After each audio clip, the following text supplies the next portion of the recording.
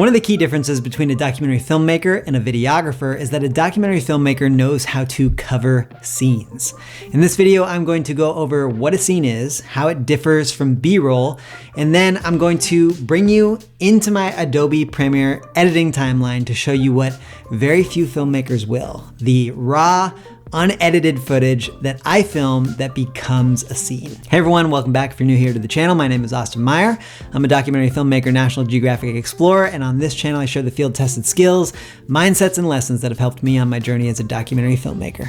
Okay, before we get into the editing timeline where we will spend most of today's video, let me just set the context. So, when most of us get into making videos at the start, the first concept we learn is how to film B-roll. Essentially, the footage that goes over a main layer of audio. For me, that started in middle school when I would film B-roll to layer over a song for some absurd music video I was making with friends.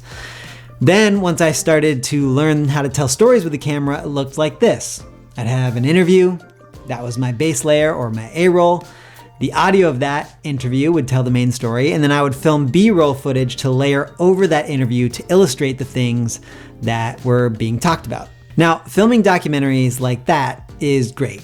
Understanding how to tell a story with an interview and B-roll is a perfect place to begin your documentary journey. But I would love to encourage everyone watching to start developing your ability to tell a story through scenes, because I believe scenes are where the documentary genre shines. They are where we separate ourselves from fiction and where we can communicate immediacy, intimacy, and truth in a way that only documentary filmmaking can. So what is a scene? Honestly, the terminology of all this stuff is confusing. The simplest way I would describe a scene is a unit within a story that shows the audience something rather than telling the audience something. Instead of filming an interview where someone says something happened, a scene shows us that thing happening in real time. And my North Star when it comes to this is filming scenes in a verite style or observational style. Cinema verite at its core means truthful cinema. Cinema verite is a style of filmmaking that tries to understand the truth of a situation by following the people that live that truth. And this style of filmmaking was developed in France in the late 50s and early 60s. The methodology is really all about allowing the subjects to speak for themselves and live their own lives while you, the filmmaker, are deeply embedded, documenting whatever happens. Now, the goal of this style is authenticity. You allow life to unfold as it would and then convert that to a film for an audience to experience. And if you're trying to document scenes in this way, that's where things get hard. How do you look at the chaos of life in front of you, whether during a conversation or an event, and film it in a way that can be edited together into a coherent story? How do you, as a one-woman or one-man band, film life unfolding in front of you in a way that edits together like a multi-camera shoot? I am by no means an expert on this, but it's somewhere I have been trying to develop at my craft. And so I thought I'd bring you behind the scenes to see what filming a scene looks like from the ground up. I felt it was only fair that in a video about showing and not telling, I would show you and not just tell you. Just a heads up that the project we're about to look at is not fully finished. It's not fully edited or color graded or anything like that. What I'm showing you is unfinished work for educational purposes. These are snippets of scenes that I shot and edited back in 2022 for a documentary pitch. So the story follows a theatrical and acrobatics performance group and the story of their director who was undergoing a medical treatment. That's pretty much all I can say for now.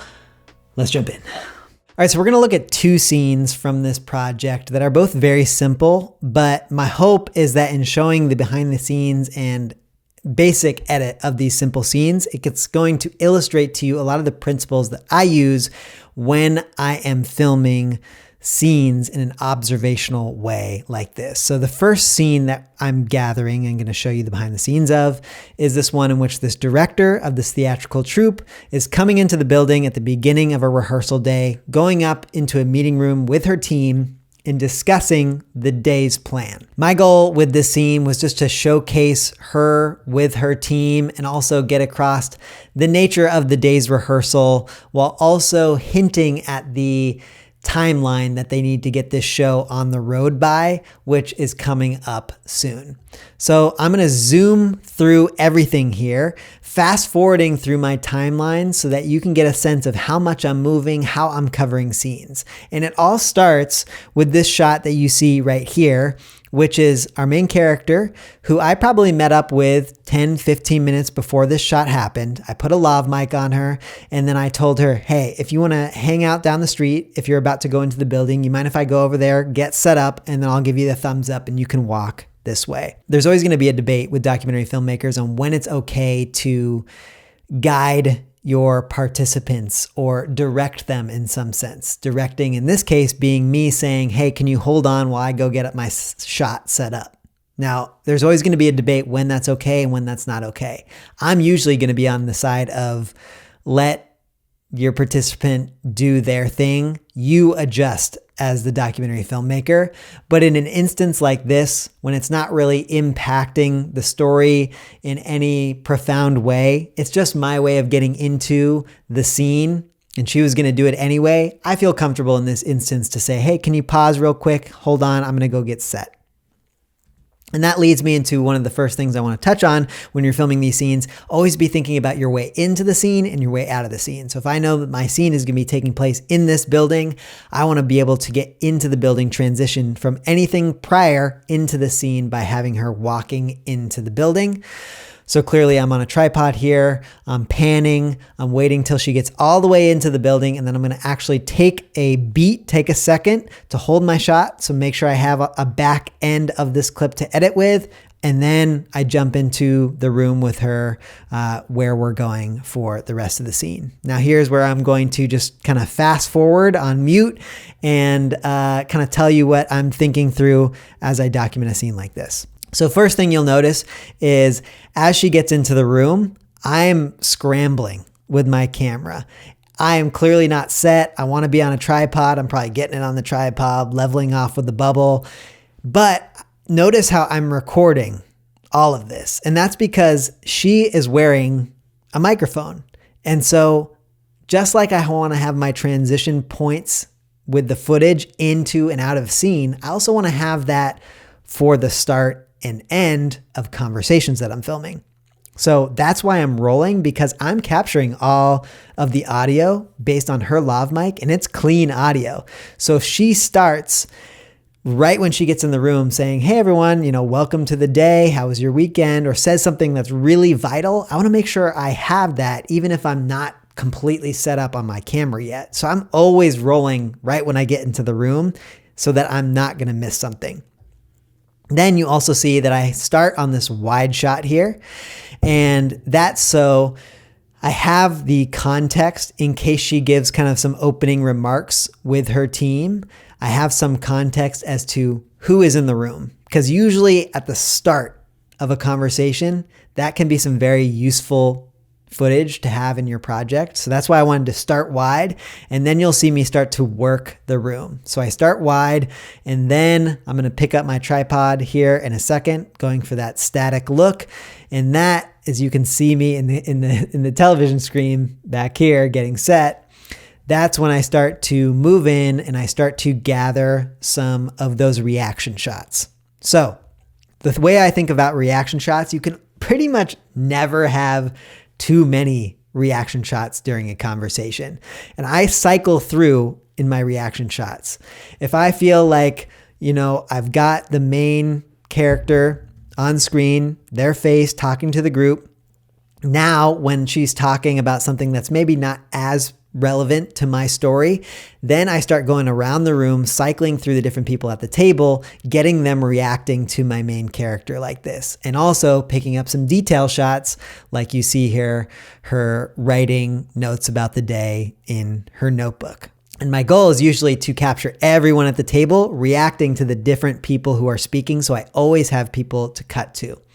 Another thing you'll notice here is I'm always trying to get different angles of the main speaker too, so we can cut between different quotes at different times and make it feel like it's a multi-camera shoot. And I love using people in the foreground, like this guy here who's leaning on his hand.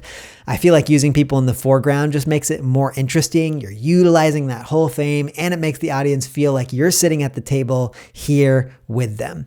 Again, he starts talking. Likely it's not relevant to my story. So that's when I grab a moment to zoom into this other person who I haven't gotten a reaction shot from, her looking in the direction of our main character, and start to gather that. Okay, let's continue to fast forward. And I start getting other speakers. Now, what you'll notice here is when she starts speaking, I make sure to turn my camera towards her. That's because she's not wearing a mic. When you're covering scenes, it's so important to know who has the microphone, and be listening while you're capturing that. Because if someone has a microphone, you don't necessarily need to be pointing the camera at them to gather the important audio that they're saying. Whereas she's not wearing a microphone. So when she's talking, I need to physically turn my camera and have my directional shotgun mic pointed at her if I want any chance of capturing like really solid audio of her. So if I think someone else in the conversation who's not wearing a mic is saying something important, that's moments when I'll be sure to turn my camera, get close, and hold on that person to capture their audio. All right, let's keep moving forward here. I'm just gathering all the parts of the conversation, cycling through those wides, mediums, and tights. And when I'm on that wide shot, I'm always trying to look for composition. So in this case, I'm eye level with my camera, and each of these people have their own little window at the table so you can see everyone. So it's, keeping an eye on a lot of things, especially when we're working as a one man or one woman band solo creator. You're listening, you're thinking about composition, and you're thinking about how all of this is going to cut together in the edit. Here we go. Suddenly I've moved. So now I was in that corner of the room, and now I've moved to the center of the table to gather a whole different angle. Here I'm on our speaker, again, using someone in the foreground on the left-hand side of the frame. And I'm going to continue cycling just like I had been. This is, he's someone who I hadn't had a reaction shot of because I was, in the back of his head. So now I can gather it once I've moved. And I start gathering all the different shots. Again, you can never have too many reaction shots when you're filming. Okay, I'm quickly going to scrub through just so you can see other things that I'm gathering. A lot of reaction shots. Now you're always thinking about when are going to be the great moments to focus on our main character, when something important is going to be said, and when are going to be great moments to focus on that reaction. Because sometimes in a critical moment of dialogue, sometimes the reaction shot is actually more impactful than seeing that person say it themselves. But you're always just using your best judgment, your intuition. There's no right or wrong answer on this. It's really a feeling that you get as you practice covering scenes more and more. All right, and with that, let's jump in to seeing how I edited that scene together just for this pitch. Again, this is not like for Netflix here. This is really scrappy. This is really rough. Again, this is just like for educational purposes. And I want to show you how that 30 minutes of covering just cut down to 45 seconds, a minute long clip that is used to kind of bring us into the scene of the rehearsal for the rest of this story.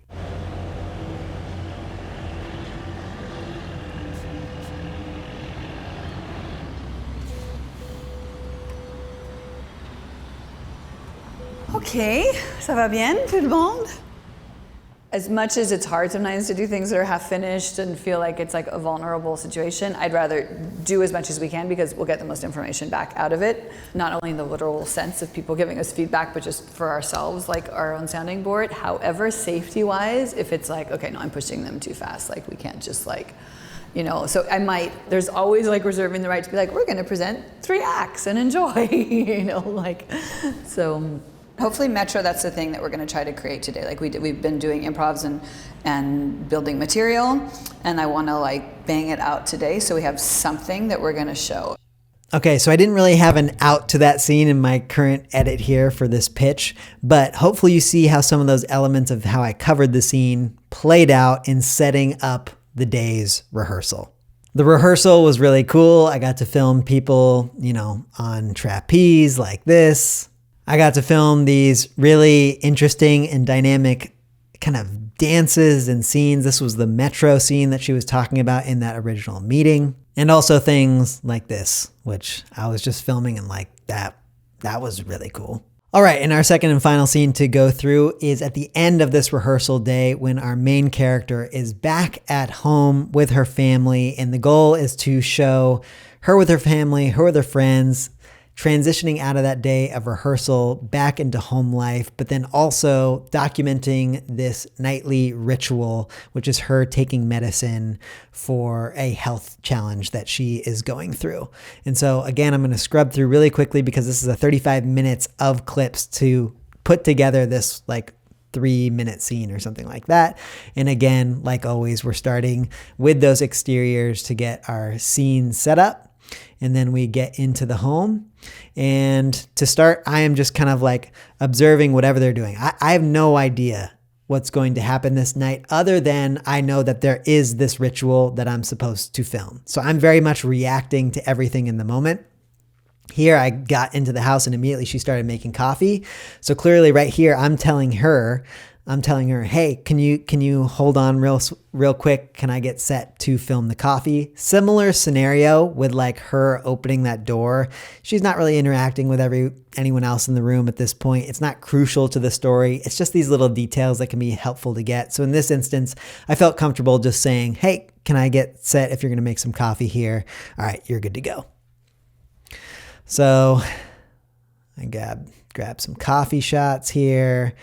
Again, going from the coffee to her face, making sure that I have things to cut to and from.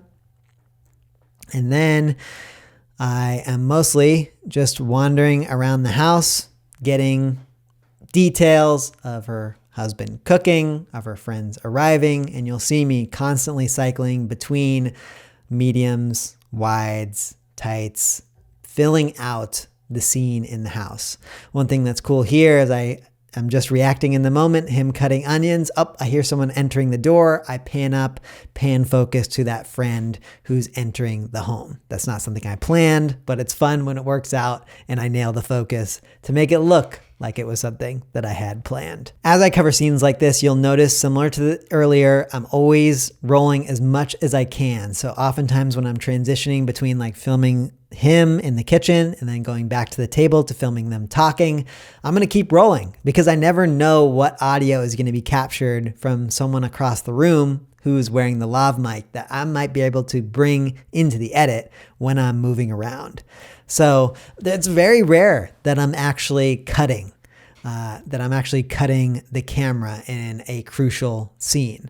I can see here on the timeline, I'm about to do some cuts, and the cuts are likely because things were just not really happening too much. Maybe they're on their phones. There you go, on their phones. So they're not talking. When they're not on their phones, that's when I start to go around the house and gather some B-roll of little symbols or things that highlight who these characters are. Thankfully, because they have these things in their home that illustrate who they are.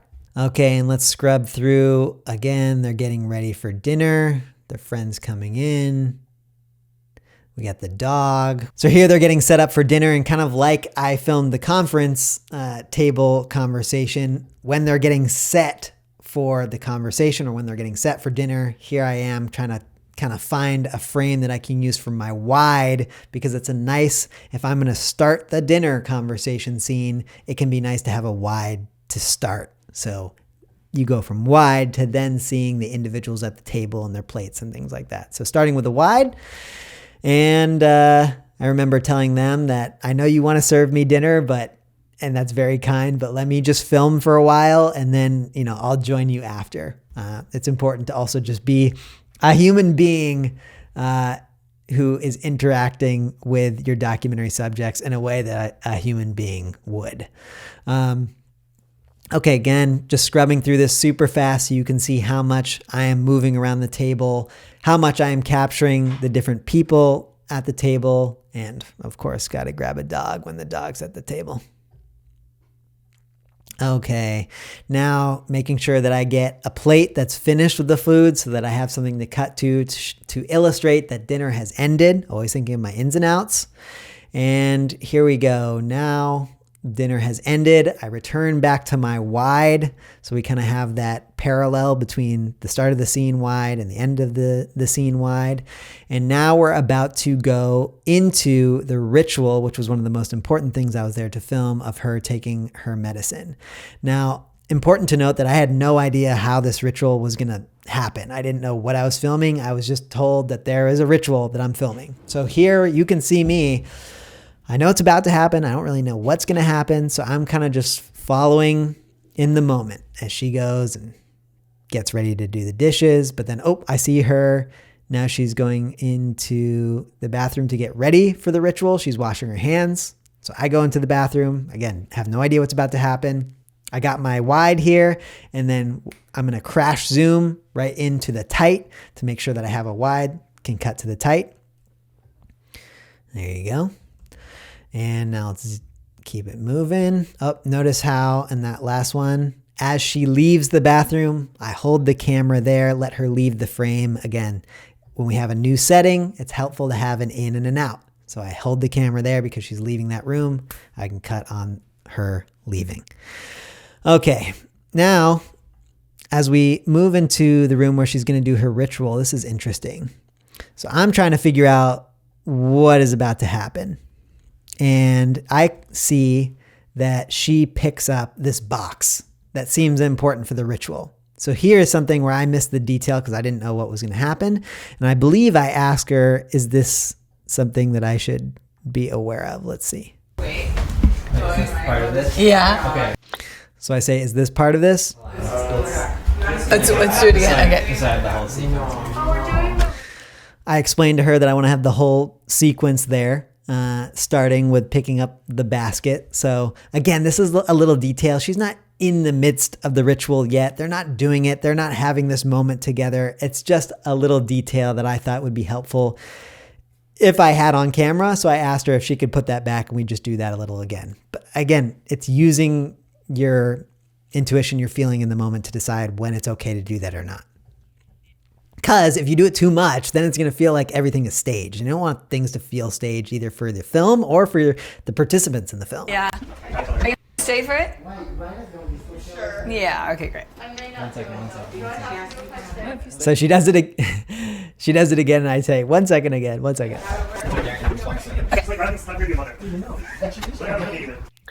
Okay, then I just, quickly grab my spot.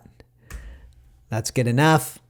And she grabs it, so now I have that. Okay, now let's go back to the table where she's going to do this ritual. And let's see what we got here. As she's starting to do the ritual, I'm trying to figure out where should I film this from because I still have no idea what's about to happen. So I'm just pretty much following action right now. And as she walks away from the table, I start to grab some of the details of the things that she was taking out of the basket. Grab the candle, close up, things like that. So this is a scenario where because I don't know what's happening, I would probably tell Austin, you should probably stay wide, get a little bit wider. So here, that's good that I moved to the other side of the table. And this way I can at least hang wide if I don't know what's about to happen. And I probably moved in this scenario just to get different angles of what's in this box. And then what's coming up here, I get that details of the pills because those are very important to the story. And then, okay, now I remember this. And you see me point the camera up to the ceiling, which means I'm probably asking her something. So let's see what I hear. Okay, guys, ready? No. So you hear me there. I say, okay, wait, so what's going to happen? At this point, I know this is the crucial moment is about to happen. So I asked her, can you just give me some context as to what's about to happen? And that helps me film it the best I can. We're all going to make gestures when I take the pill. It's a little ceremony. Wait, so you're gonna what's gonna happen? I take so I know a pill, where take a pill, and we all do funny gestures. And then I don't think I've ever done this. I've take done the this pill, once and it was and then And I do them one at a time. We do different gestures for each pill. like one at a time. No, or all together. all together. Normally we do that naked.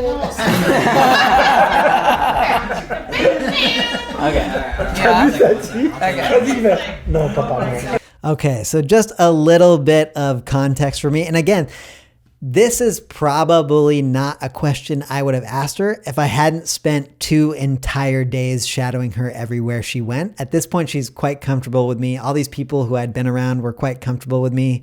So it was a scenario where just using my best human to human judgment, I was like, I feel like I can, ask her here. But in a scenario where I had less context to who this person was, or I really didn't feel like I could interrupt, that's a moment where I would have just gone wide instead of like trying to work details in a scenario where I don't know where things are about to happen. So just hang on wide and let the action play out in front of your camera. All right, now let's see this quickly. So she's taking the medicine now. I am on a wide here, probably a 24 millimeter. She finishes the ritual. She comes back to the table. She blows out the candles. And that's about the end of the scene. So similar principles to the previous one, little bit more complicated in terms of what I was trying to capture. Let's see how this one cut together.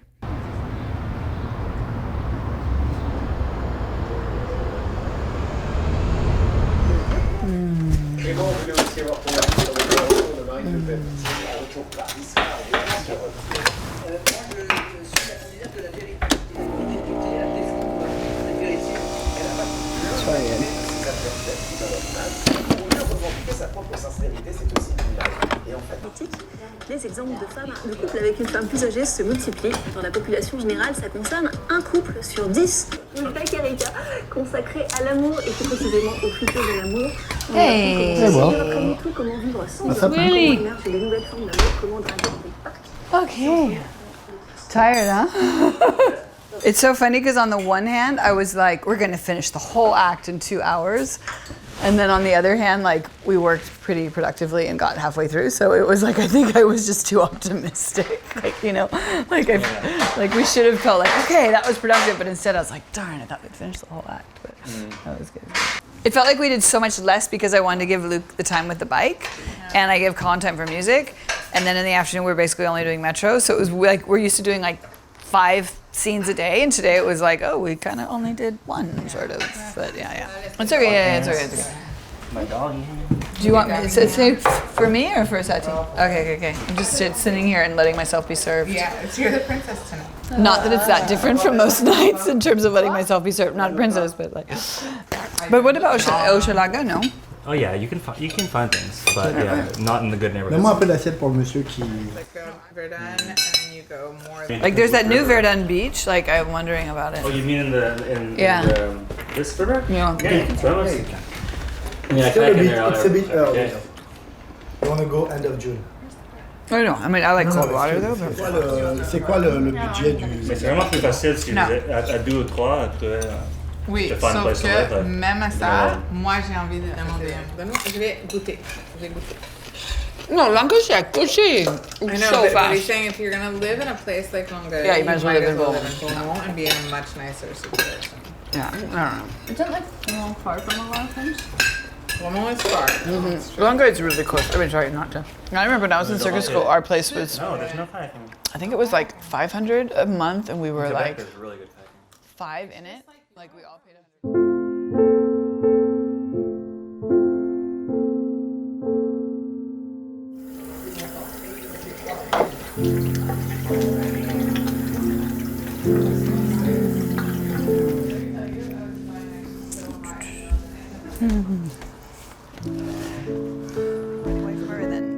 But I mean, it's like... Did you do the Wordle today? Yeah, I got it in 4. I did it at midnight or whatever. I think I started with about. Tipsy? About. C'était quoi les Q? That good Canadian word. I can't close my ears. It's my week off Ibrance because I'm on week 4. Oh, it's going to be less fun for the ritual, but it's okay. Wait, that's the one where you go... Okay, ready? Ibrance. No, it's an Ibrance day off. Oh, what? Letrozole.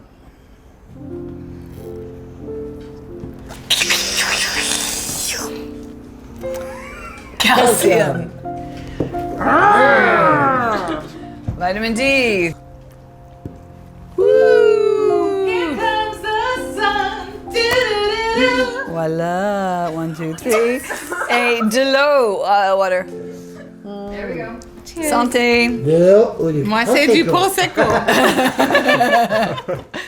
Oh, and I have to blow the candles out. Wait a second, let me. But you're in my spot, Sachi, to blow out the candles. Yeah, because I have to get a good angle because they're uneven. There we go. See it? It's like it's geometry. Okay, that's my ritual. That's my treatment. There we go. You want to be excused now?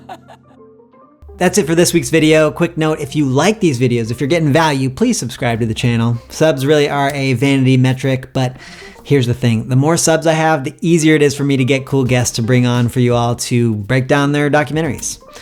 Also, if you're interested in digging more into verite documentaries that are built completely on observational scene development, I put a list in the description of some great ones for you to check out.